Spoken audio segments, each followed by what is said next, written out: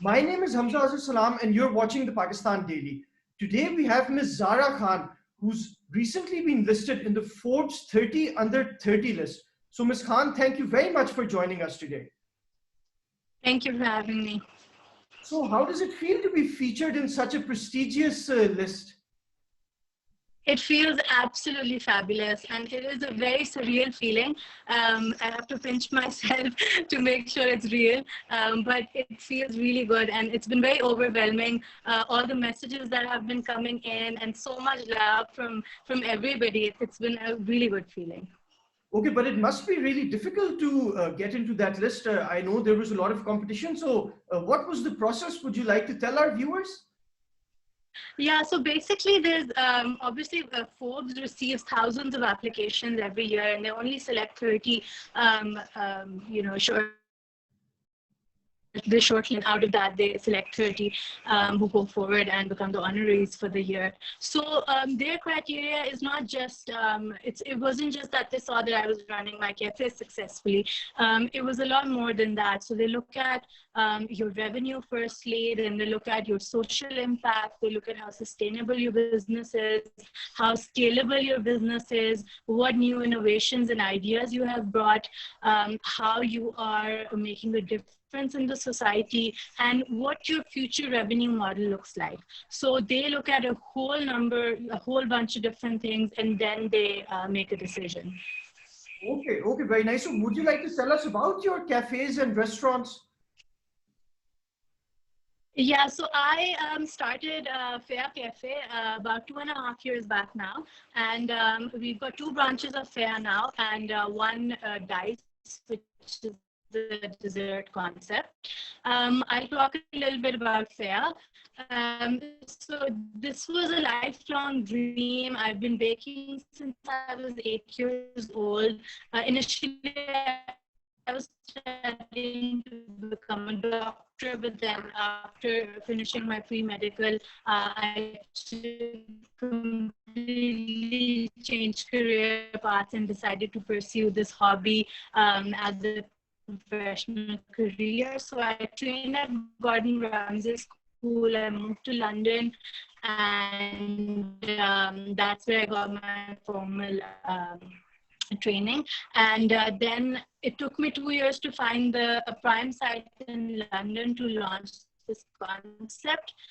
And once that was done and we launched, the concept of Fair was something very Instagrammable, and I also wanted to bring something to the London food market that wasn't already there, because it's very competitive. It's a very saturated industry as well, and there's a lot of other cafes. So what we wanted to bring was something different. So I did a fusion of flavors on the food offering. One thing that really fired off with Fair was our saffron milk cake, and people still rave about that cake. So that is something that we're known for. We also do a chai, as well as what we're really popular for is our brunch menu. So we do avocado waffles, and a lot of our menu is also gluten-free, because it's not very common for cafes to cater to all diet. Food is organic, and we use no art, which is also something that people really appreciate. And I try and employ more with them and teach them, and I want that, and then open up their own businesses. So I try and keep a female workforce, so roughly 75%.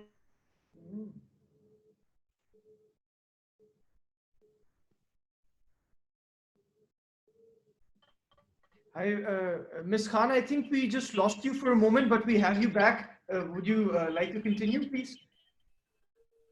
Hello, sorry, not sure. It's fine. workforce and how I like to encourage women. I became a mother for the first time, and in fact, FEA is named after my daughter Sophia. So I employed a lot of young mothers and a lot of women who were looking for employment who didn't have the necessary experience. So I hired them just to groom them and to train them so that I could equip them with the necessary skill set that they can benefit from in the future. What I did during the lockdown was the cafes were closed because in London, the lockdown, it lasted almost the whole entire year. I think 9 months our cafes were closed and we were only allowed to open for a couple of months in between. So during this time, my team and I developed a retail line of products for FEA. So we started, the products include teas, chocolate bars, truffles, as well as jams. And what we did with the retail line was that each product has a very unique motivational message for women. So with teas, it's self-care, and with jams, it's be yourself. With truffles, we're trying to raise awareness for diversity, and for the chocolate bars, it's reach for the stars. So with each product, we want to convey a message, and we also want to we want women to realize, that the importance of these, the importance of self-care, for example. Then, along with the retail line, we also started our charity of FEA Cares, which works, how we're running the charity is we're supporting it through the sale of our retail line products. So 10% of the profits are going towards the charity FEA Cares, and then we have partnered with other charities internationally. For example, we partnered with one charity where we were helping women and children who were survivors of domestic abuse. So also helping underprivileged women and helping them gain entrepreneurial skills, as well as grooming them, and in whichever way we can help them. So right now we're just doing this in London, but then with the retail line, our plan is to place our products internationally as well, which we are researching right now, looking to place them in other countries as well, so that we can support our cause more and then have a larger outreach and help more women and children around the world. Yes, that's very nice, Ms. Khan. And now you're a symbol for women empowerment, and women all over the world look up to you.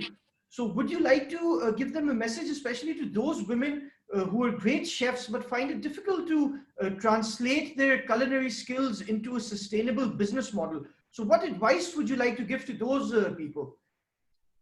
Yeah, definitely. I mean, the thing is, the first step is the scariest. When you make that decision that you want to set up your own business, no matter how big or small, it's a very scary thought and it's very overwhelming. And a lot of people are too scared to take that risk and that chance.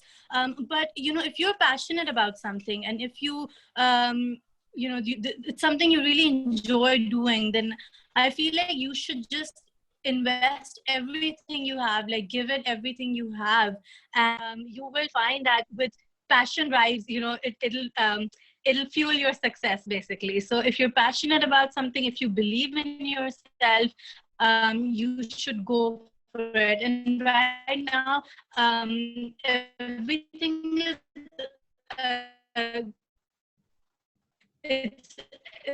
there's a lot of opportunities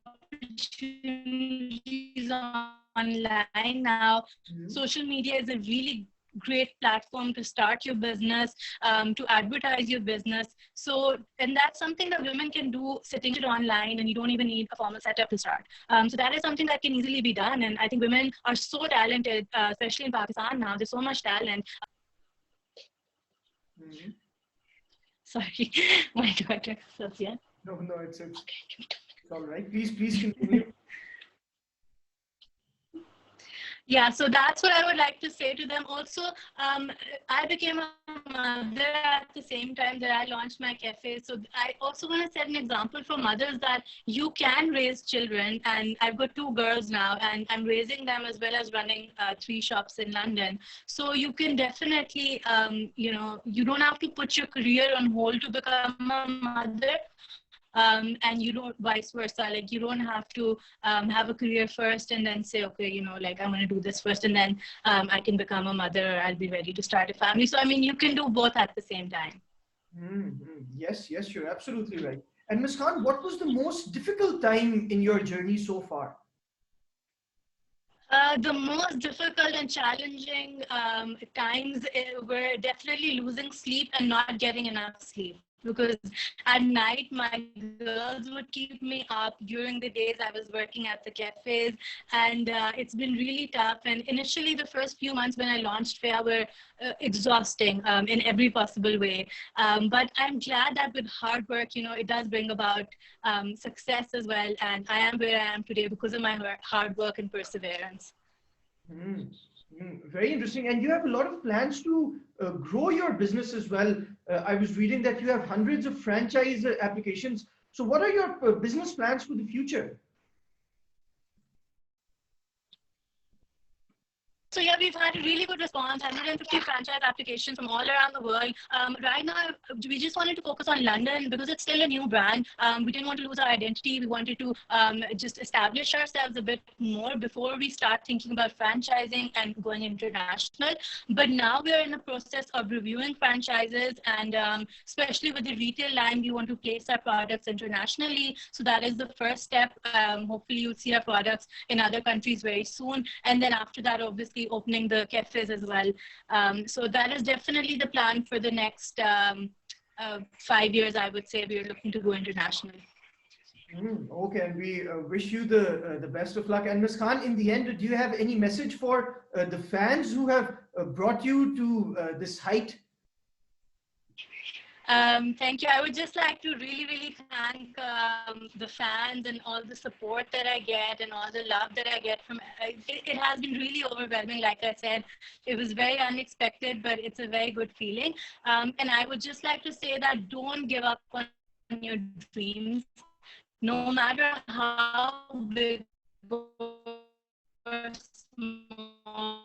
If you care about something, if it's something, you should not give up on it. And everybody, I mean, if I can do it, then so can you. Like anybody can do it. So I would be very happy to see more people, you know, appearing on the Forbes list or becoming successful entrepreneurs all around the world who do not work on their dreams. Okay, very nice, Ms. Khan. Thank you very much for your time, and we're extremely grateful to hear from you.